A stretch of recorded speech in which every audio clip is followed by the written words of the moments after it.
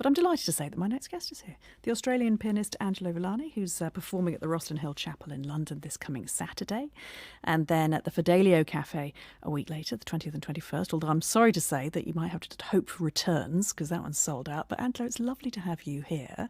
We were just trying to work out, I think the last time you were here was with Sean about 7 or 8 years ago. I mean, it's been an age. That's right, Katie. Thanks for having me, Not by the at way. all. But, No, lovely to see you. It's a time that's really flown by very, very quickly. And of course, we had a little pandemic in between. Just a little one, yeah. Yeah, indeed. Well, we've got so much to discuss, lots of stories which a lot of our listeners won't have heard before, I think. So I think you know which way I'm going with that one at some point. But let's talk about first, you're going to play some Chopin for us. That's what right. are you going to play?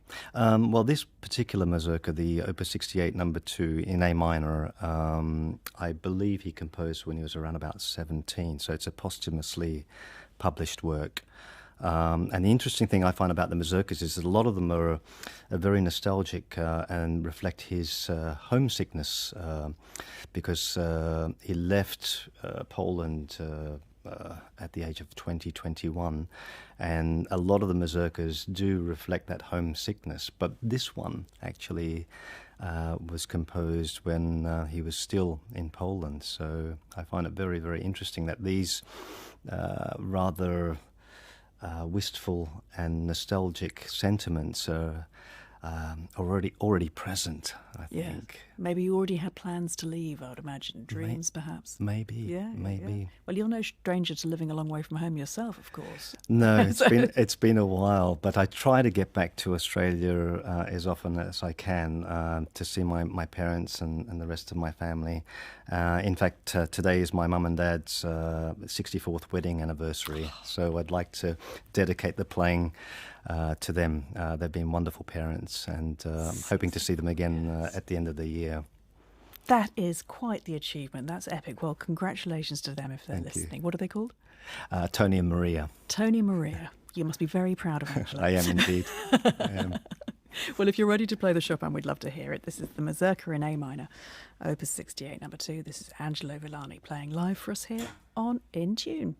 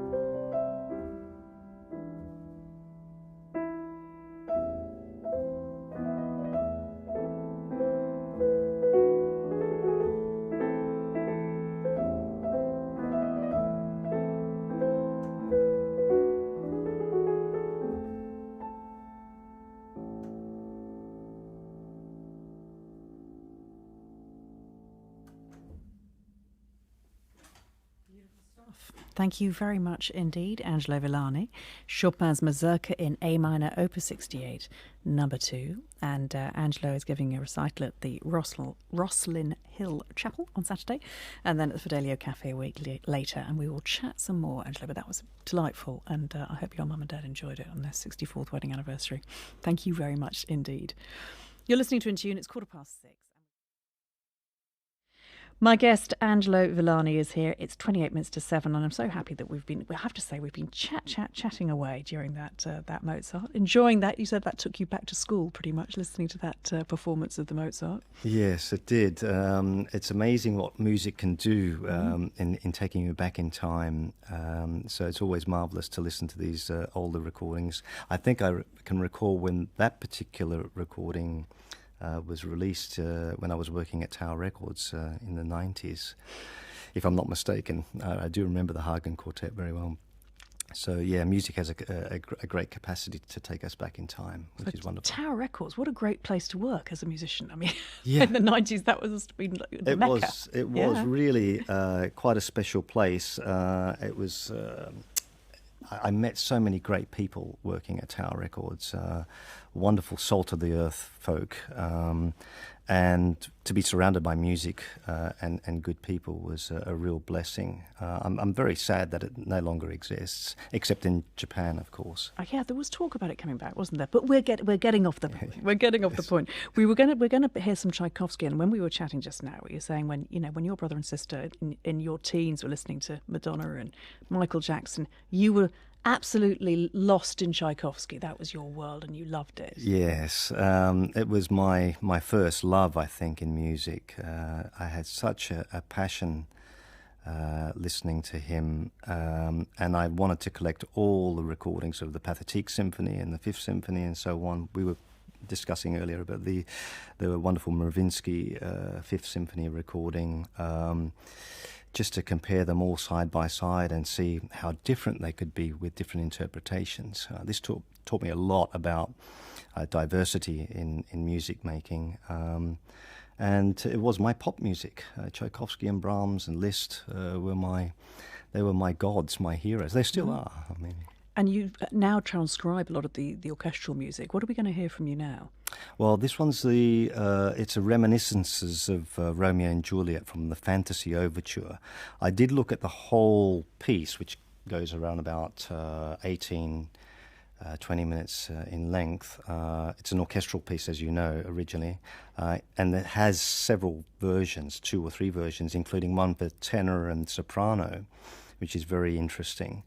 But I love this love theme in the middle, and I put the very kind of orthodox church choir at the beginning, and fuse the two. So it's not a transcription of the whole piece by any stretch. It's just a 5-minute work which has just those 2 favourite themes. Fantastic. Well, if you're ready, we'd love to hear it. So this is Angelo's own transcription of Tchaikovsky's Reminiscences from Romeo and Juliet, the love theme.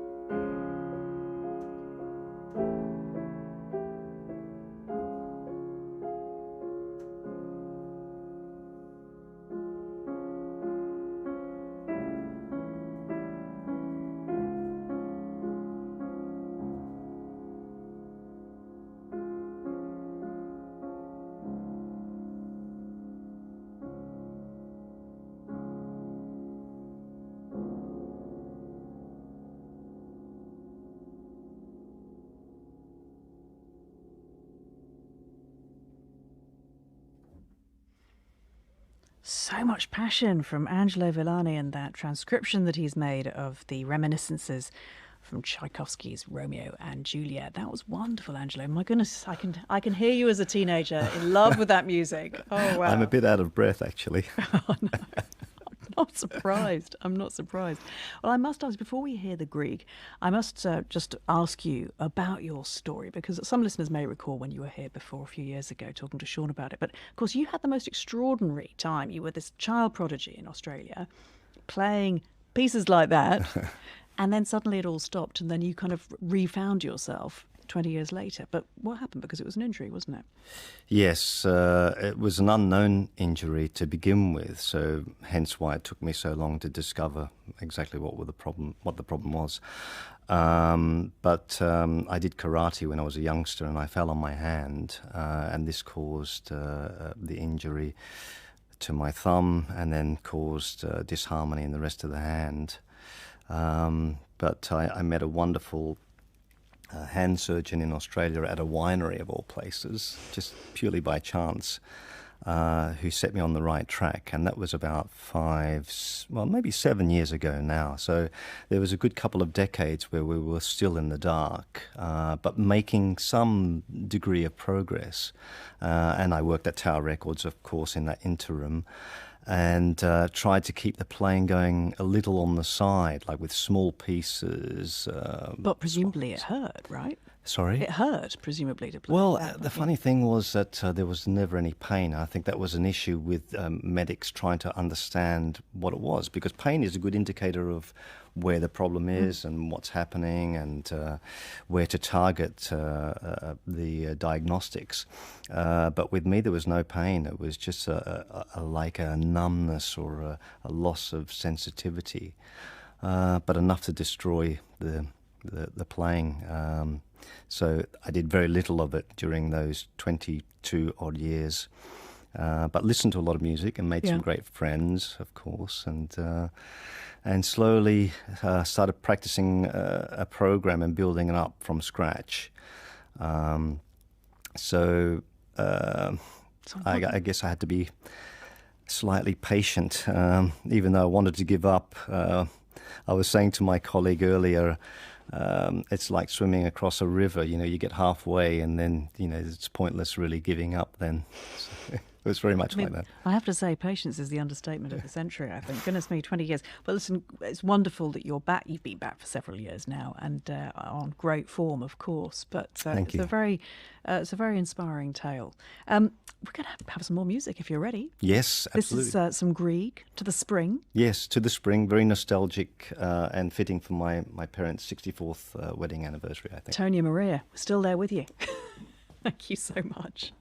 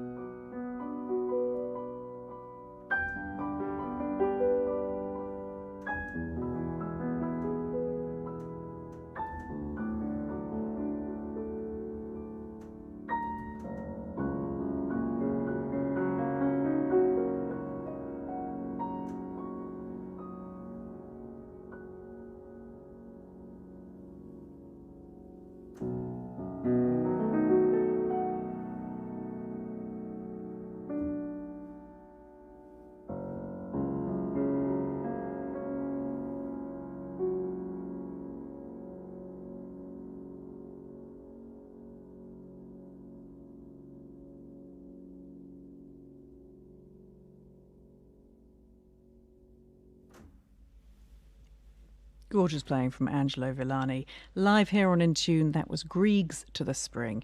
And it's been great to have you here, Angelo. Thank you so much. He's giving a recital at Rosslyn Hill Chapel in London, 6 o'clock on Saturday. And then 20th and 21st of May, he's at the Fidelio Cafe in London. They're currently sold out, but you never know. You might get the odd return. And you can find his Tchaikovsky transcription as well if you look for his website online. Thank you. See you soon, I hope. Thanks so much, Katie.